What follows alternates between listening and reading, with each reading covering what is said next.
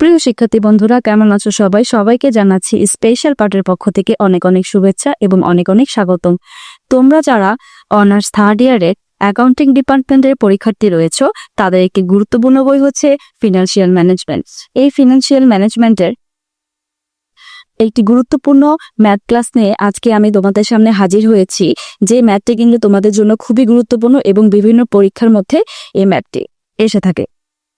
তো ফিনান্সিয়াল ম্যানেজমেন্টে 3A chapter 3 এর introduction of the theory of capital structure, এই অধ্যায়টি আজকে তোমাদেরকে আমি একটা সি পার্টের অঙ্ক করাবো।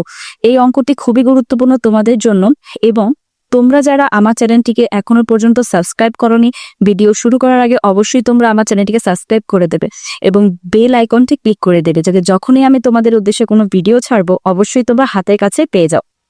এবং এই চ্যানেলটিতে তোমরা পেয়ে যাচ্ছ অনার্সের বিভিন্ন বিষয়ের অঙ্ক এবং অঙ্কের সাজেশন, থিওরি এবং থিওরি সাজেশন তোমরা কিন্তু আমার এই চ্যানেলটিতে পেয়ে যাবে।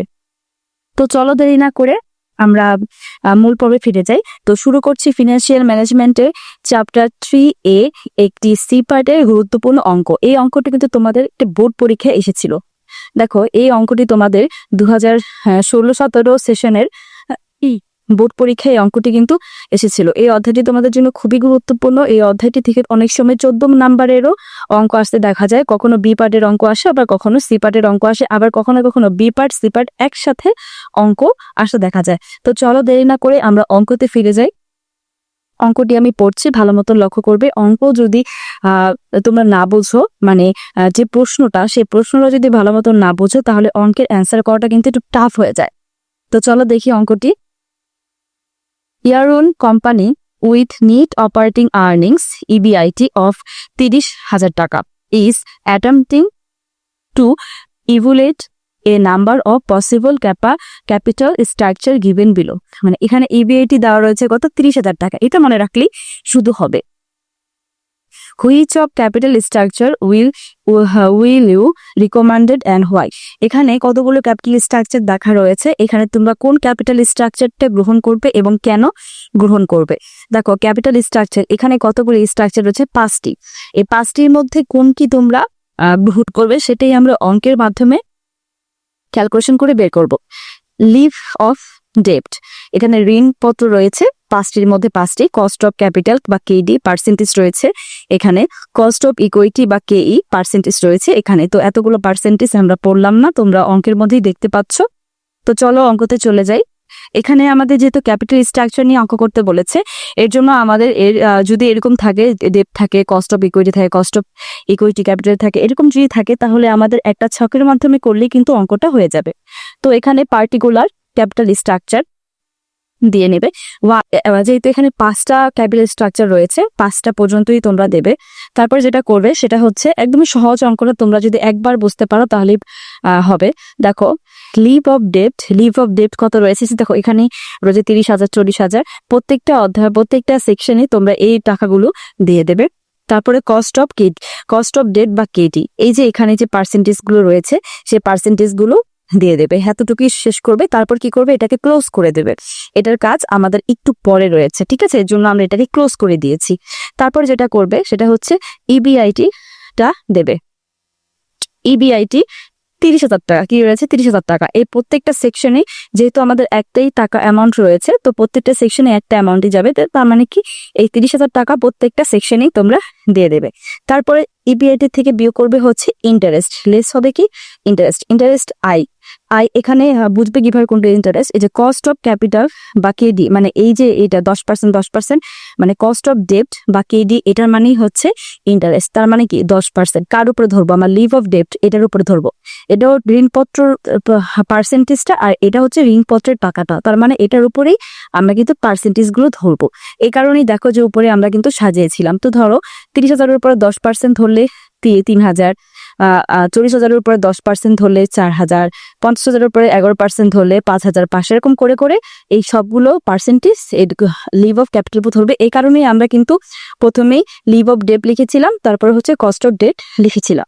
আচ্ছা, এটা করার পরে যেটা করবে তোমরা, এই 30,000 টাকা থেকে এই 3,000 টাকা যেহেতু ইবিআইটি থেকে ইন্টারেস্ট লেস হয়েছে, ইন্টারেস্ট বিয়োগ করে দেখিয়েছে, তোমরা এরকম ভাবে বিয়োগ করে দেখাবে। তো প্রত্যেকটা যদি বিয়োগ করো, প্রথম 30,000 টাকা থেকে 3,000 টাকা বিয়োগ করলে কিন্তু 27,000 বাড়বে। 30,000 টাকা থেকে 4,000 হচ্ছে বিয়োগ করলে হচ্ছে 26,000 থাকবে। এরকম করে প্রত্যেকটাকে কি করবে, বিয়োগ করে দেবে। বিয়োগ করে দেওয়ার পরে প্রত্যেকটা কি করব, আমরা ক্লোজ করে দেবো। একদম দুইটা দাগ দিয়ে আমরা কি করে দেবো, ক্লোজ করে দেবো। এটার নাম হবে কি ইবিটি, এটার নাম হবে কি ইবিটি। 27,000 26,000 এটার নাম হবে কি ইবিটি। তারপরে যেটা হবে সেটা হচ্ছে cost of equity. Cost of equity, এই যে পার্সেন্টেজ গুলো, সেই পার্সেন্টেজ গুলোকে আমরা দিয়ে যাব।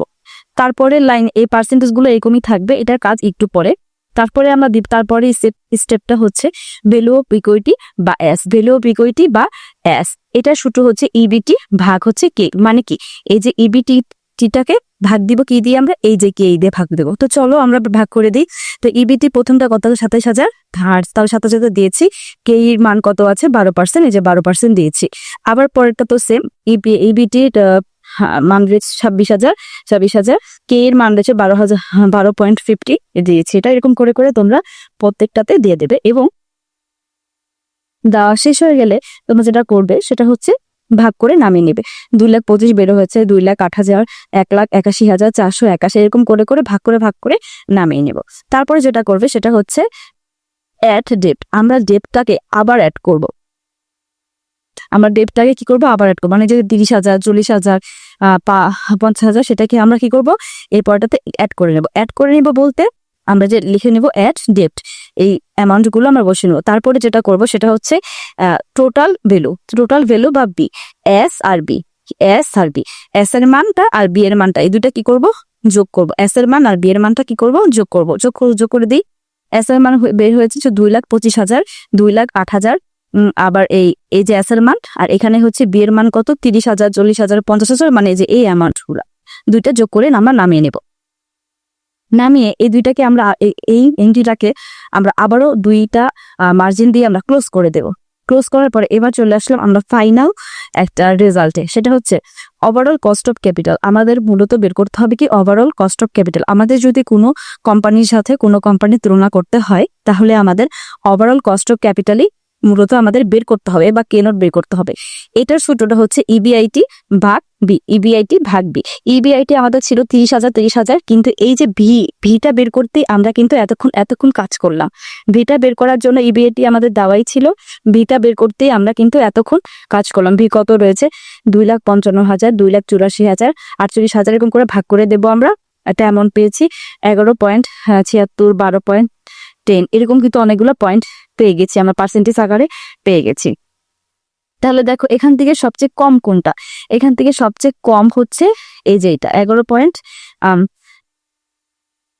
সবচেয়ে কম হচ্ছে 11.76। তার মানে কি এটাই আমরা নেব, কারণ ওভারঅল কস্ট অফ ক্যাপিটাল, এখানে যে খরচের যে ব্যাপারটা রয়েছে, মার্জিন রয়েছে, সেটা এখানে হচ্ছে সবচেয়ে কম 11.76 এটা রয়েছে। তার মানে এটাই আমরা নেব। তোমরা এই যে এই লাইনটাতে ডিসিশন দিয়ে দেবে, capital structure 1 with debt 30,000 should be selected because at this level value of company highest and cost capital cannot is trace। এখানে কেনট রয়েছে, মানে ভ্যালু যে মানটা রয়েছে সেটা হচ্ছে সবচেয়ে লোয়েস্ট। তার মানে এই প্রতিষ্ঠানটি হবে হচ্ছে সবচেয়ে বেশি ক্যাপিটাল স্ট্রাকচারের মধ্যে লাভজনক।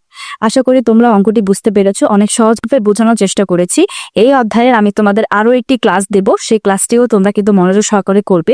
এই দুইটি ক্লাস করলে কিন্তু তোমাদের, আমি আশা করি আর কোনো এই চ্যাপ্টার সম্পর্কে কোনো তোমাদের আর তথ্য বাকি থাকবে না। ধন্যবাদ সবাইকে।